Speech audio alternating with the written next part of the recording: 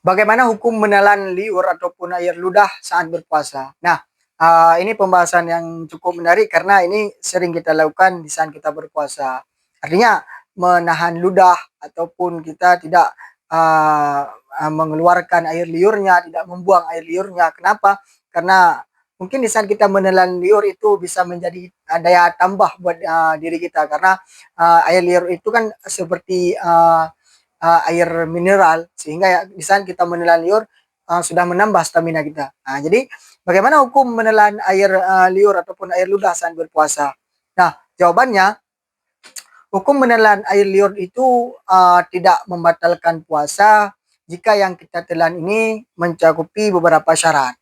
Syarat yang pertama, barulah menelan air liur itu tidak membatalkan puasa apabila yang kita telan ini adalah semata-mata air liur. Artinya yang katanya unyan kenlah kamu jampu. Artinya manteng in daripada manten in ataupun hakikat daripada liur.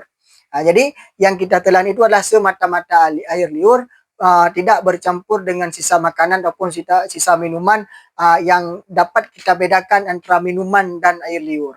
Nah, jika kita menelan air liur yang sudah bercampur, maka itu batal puasanya. Nah, kemudian ketentuan yang kedua yang tidak membatalkan puasa adalah di saat kita menelan air liur tersebut, air liur masih berada di dalam mulut. Artinya air liur ini tidak keluar daripada batasan mulut, yaitu batasan daripada bibir. Kemudian jika air liur sudah keluar daripada batasan mulut, artinya sudah keluar daripada batasan bibir, sehingga di saat kita telan yang sudah keluar daripada luar mulut, puasa kita itu menjadi batal. Itu yang kedua.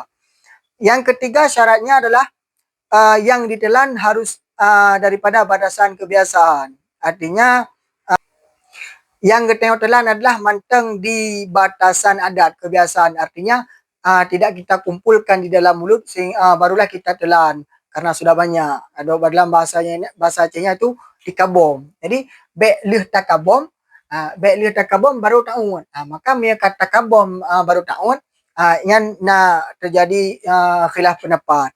Ada dua pendapat di saat yang kita telan ini sudah melewati batasan adat. Yang pertama, pendapat kuat ataupun pendapat muktamad tidak batal puasanya. Tetapi pendapat yang lemah ataupun mukabil muktamad ini membatalkan puasa di saat kita menelan air liur yang sudah kita kumpulkan kemudian kita telan. Berdasarkan daripada referensi Rodatul Talibin Juz 2 halaman 223 dan 224 yang cetakan DKI. Mungkin bisa kita lihat bersama bahwa disitulah sudah tertera bahwa dalil-dalil yang berhubungan dengan menelan air liur yang sudah melewati batasan adat, artinya sudah dikabom terlebih dahulu. Mungkin inilah 3 ketentuan dalam menelan air ludah saat berpuasa. Jika yang kita telan itu masih semata-mata air liur maka boleh, jika tidak maka batal puasanya. Yang kedua, kita telan ini masih berada di dalam mulut, artinya tidak keluar daripada mulut. Maka jika keluar di saat kita telan kembali itu batal puasa kita. Kemudian yang ketiga, ada 2 pendapat jika yang kita telan tersebut sudah melebihi batasan adat ataupun kita kabom terlebih dahulu, pendapat kuat itu tidak batal puasa, tapi pendapat lemah itu mengatakan batal puasanya berdasarkan referensi daripada kitab Uratul Talibin Juz 2 halaman 223 dan 224 cetakan DKI.